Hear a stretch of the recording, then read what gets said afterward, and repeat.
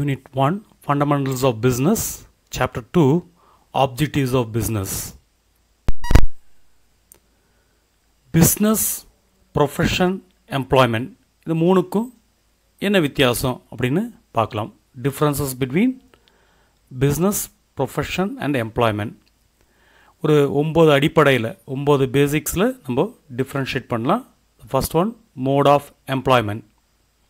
பிஸ்னஸ்க்கு வந்து promoter decision எப்படி எஸ்டாப்ளிஷ் பண்ணுவாங்கன்னா ப்ரொமோட்டர்ஸோடைய டிசிஷன் தீர்மானம், பின்ன ரெஜிஸ்ட்ரேஷன், அதர் ஃபார்மாலிட்டிஸ் எல்லாமே ப்ரிஸ்கிரைப்ட் பை லா. என்ன சட்டத்தில் சொல்லப்பட்டிருக்கோ அது பிரகாரம் அதை அந்த பிஸ்னஸை எஸ்டாப்ளிஷ் பண்ணலாம். ப்ரொஃபஷன் இதில் வந்துட்டு மெம்பர்ஷிப் இருக்குது. ப்ரொஃபஷ்னல் பாடியிலேருந்து மெம்பர்ஷிப் எடுத்துருக்கணும், இல்லைனா ப்ராக்டிஸ் பண்ணுறதுக்கான சர்டிஃபிகேட் இருக்கணும். ஒரு அட்வொகேட்னா பார் கவுன்சிலுடைய சர்டிஃபிகேட் இருக்கணும், அதில் மெம்பர்ஷிப் இருக்கணும். டாக்டராக இருந்தால் மெடிக்கல் கவுன்சிலுடைய சர்டிஃபிகேட் இல்லைனா அதில் மெம்பர்ஷிப் இருக்கணும்.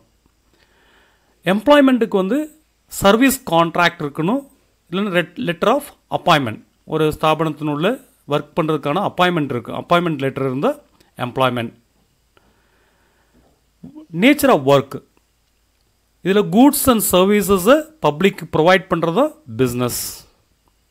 ப்ரொஃபஷன்றது நிபுணத்துவம் வாய்ந்த ஒரு சர்வீஸை கொடுக்கறது, personalise service of expert nature. எம்ப்ளாய்மெண்ட்டில் வந்து performing work assign by the employer, பணி அமர்த்துபவர். எம்ப்ளாயர் கொடுக்கக்கூடிய வேலையை, அவர் அசைன் பண்ணுற வேலையை பர்ஃபார்ம் பண்ணுறது தான் எம்ப்ளாய்மெண்ட். குவாலிஃபிகேஷன் பிஸ்னஸ் செய்கிறதுக்கு எந்தவித குவாலிஃபிகேஷனும் அவசியம் கிடையாது.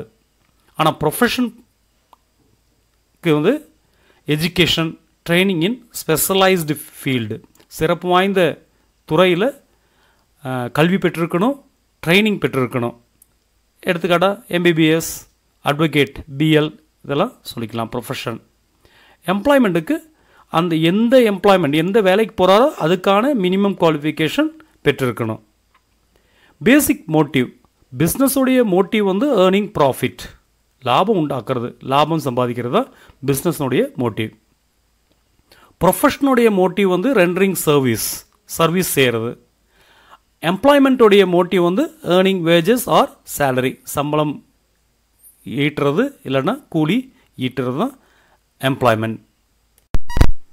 கேபிட்டல் பிஸ்னஸ்க்கு கேபிட்டல் தேவை, அந்த கேபிட்டலோட அளவு depends upon the size of the business.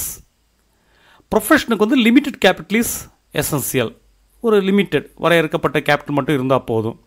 Employment நம்ம வேறு இடத்துல வேலை செய்ய போகிறோம், அதனால் எந்த விதமான கேபிட்டலும் அவசியம் கிடையாது, நோ கேபிட்டல் ரெக்வயர்டு. ரிவார்டு இந்த வேலையை பண்ணுறதுனால, இந்த ஆக்டிவிட்டி பண்ணுறதுனால நம்மளுக்கு என்ன வெகுமதி கிடைக்கும் அப்படின்னு பார்க்கும்போது பிஸ்னஸ் பண்ணால் நம்மளுக்கு ப்ராஃபிட் கிடைக்கும், ப்ரொஃபஷன் பண்ணால் ப்ரொஃபஷ்னல் ஃபீஸ் கிடைக்கும், எம்ப்ளாய்மெண்ட் பண்ணால் சேலரி ஆர் வேஜஸ் கிடைக்கும். ரிஸ்க் எவ்வளோ இருக்குன்னு பார்க்கும்போது பிஸ்னஸில் வந்து ரிஸ்க் வந்து, அதாவது ரிஸ்க்ன்றது ப்ராஃபிட் கிடைக்கிறதுல ரிஸ்க் வந்து அதாவது ப்ராஃபிட் வந்து அன்சர்டைன், நிச்சயமாக கிடைக்கும்னு சொல்ல முடியாது, நிச்சயமற்ற தன்மை, அன்சர்டைன் அண்ட் இர்ரெகுலர், தொடர்ச்சியாக இருக்காது. ப்ரொஃபஷனல் வந்து ஃபீஸ் வந்து ரெகுலராக கிடைக்கும், சர்டைன் கண்டிப்பாக கிடைக்கும். எம்ப்ளாய்மெண்ட்டில் வந்து ஃபிக்ஸட், எப்போ ஒரே மாதிரி இருக்கும், ரெகுலராக பே கிடைக்கும். இங்கே ரிஸ்கே கிடையாது, எம்ப்ளாய்மெண்ட்டில் எந்தவித ரிஸ்க்கும் கிடையாது. ட்ரான்ஸ்ஃபர் ஆஃப் இன்ட்ரெஸ்ட், நம்ம வந்து இந்த பிஸ்னஸை வேற ஆளுக்கு மாற்றி கொடுக்க முடியுமான்னு கேட்டால் மாற்றி கொடுக்க முடியும், பாசிபிள். அதே நமக்கு ப்ரொஃபஷனை வந்து இன்னொரு ஆளுக்கு மாற்றி கொடுக்க முடியுமா? ஒரு டாக்டர், இனிமேல் நான் டாக்டர் வேலை செய்கிறதில்ல, நீங்கள் பார்த்துக்கோங்க இந்த டாக்டர் வேலைன்னு சொல்லி வேற ஆளுக்கு மாற்றி கொடுக்க முடியுமான்னு கேட்டால் முடியாது, நாட் பாசிபிள். எம்ப்ளாய்மெண்ட்டையும் நம்மளுக்கு கிடைச்ச வேலையை இன்னொரு ஆளுக்கு நம்ம மாற்றி கொடுக்க முடியாது, so not transferable. Code of contact, நடத்தை விதிகள் இருக்கா அப்படின்னு பார்க்கும்போது பிஸ்னஸுக்கு no specific code of contact, தனிப்பட்ட ஒரு நெறிமுறையெல்லாம் கிடையாது. ப்ரொஃபஷனுக்கு வந்து ப்ரொஃபஷனல் கோட் ஆஃப் கான்டாக்ட் இருக்குது. மெடிக்கல் போர்டு ஒரு நடத்தை விதியை சொல்லியிருக்கோம், கோட் ஆஃப் கான்டாக்ட் சொல்லியிருக்கோம், அது பிரகாரம் தான் டாக்டர்ஸ் பர்ஃபார்ம் பண்ணணும்.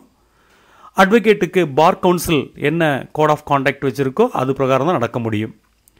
எம்ப்ளாய்மெண்ட்டுக்கு வந்துட்டு எந்த ஆர்கனைசேஷனில் ஒர்க் பண்ணுறாரோ அங்கே இருக்கக்கூடிய ரூல்ஸ் அண்ட் ரெகுலேஷன்ஸை எம்ப்ளாய்மெண்ட்டில் ஃபாலோ பண்ணும். Classification of business activities. Business ஆக்டிவிட்டீஸை வகைப்படுத்தலாம், வகைப்படுத்தலாம், 3 பேசிஸில் வகைப்படுத்தலாம். ஃபர்ஸ்ட் பேசிஸ் வந்து activities on the basis of சைஸை பொறுத்து, ஆக்டிவிட்டியோட சைஸை பொறுத்து பிஸ்னஸ் ஆக்டிவிட்டீஸை 2ஆக கிளாஸிஃபை பண்ணலாம். Small scale business, large scale business அப்படின்னு சொல்லலாம். ஸ்மால் ஸ்கேல் பிஸ்னஸ் வரும்போது 3 பாயிண்ட் ஞாபகம் வைக்கலாம்.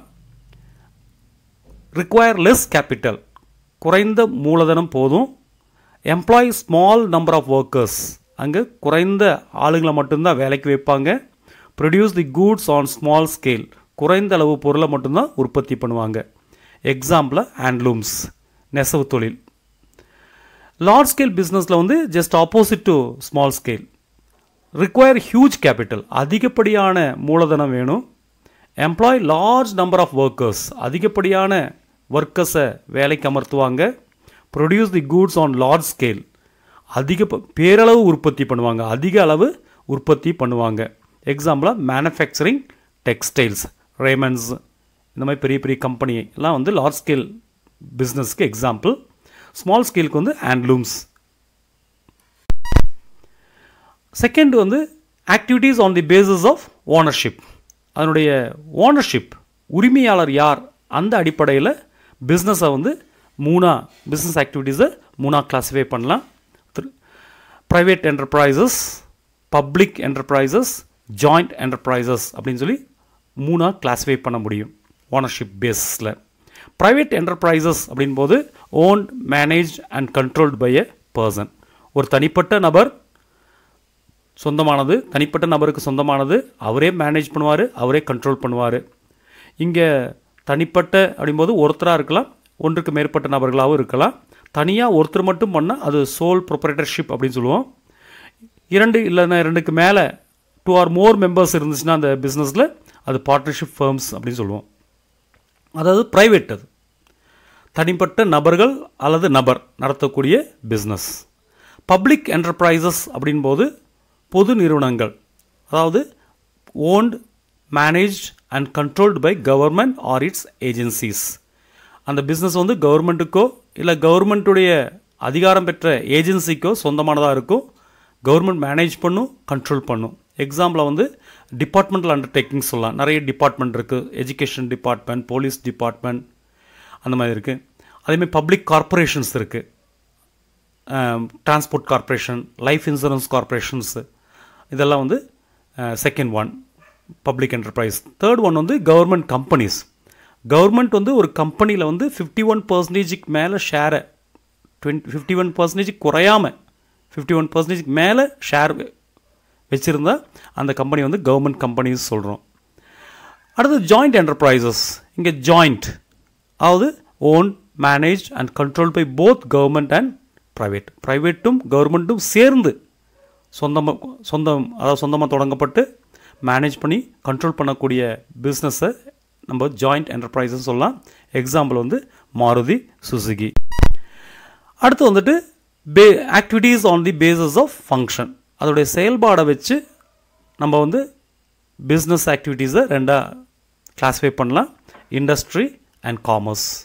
இண்டஸ்ட்ரி அப்படின்போது all business activities which are connected with raising, producing or processing of goods. Goods rice பண்ணுறது, ப்ரொடியூஸ் பண்ணுறது, ப்ராசஸ் பண்ணக்கூடிய சம்மந்தப்பட்ட எல்லா ஆக்டிவிட்டியும் நம்ம இண்டஸ்ட்ரின்னு சொல்லுவோம். Example bread, butter, capital goods produce பண்ணக்கூடிய, ரைஸ் பண்ணக்கூடிய, ப்ராசஸ் பண்ணக்கூடிய பிஸ்னஸ் ஆக்டிவிட்டீஸை வந்து நம்ம இண்டஸ்ட்ரின்னு சொல்லலாம். காமர்ஸ் அப்படின்போது ப்ரொடியூசரையும் கன்சியூமரையும் இணைக்கக்கூடிய ஒரு ட்ரேடு, அது commerce, a link between the producers and consumers of goods. ஸ்மூத்தாக, எளிமையாக, அன்இன்டரப்டட், தடை இல்லாமல் கூட்ஸ் வந்து ப்ரொடியூசர்லேருந்து கன்சியூமருக்கு ஃப்ளோ ஆகிறதுக்கு இந்த காமர்ஸ் தான் ஹெல்ப்ஃபுல்லாக இருக்கும். It maintenance a smooth and uninterrupted flow of goods from producer to consumers.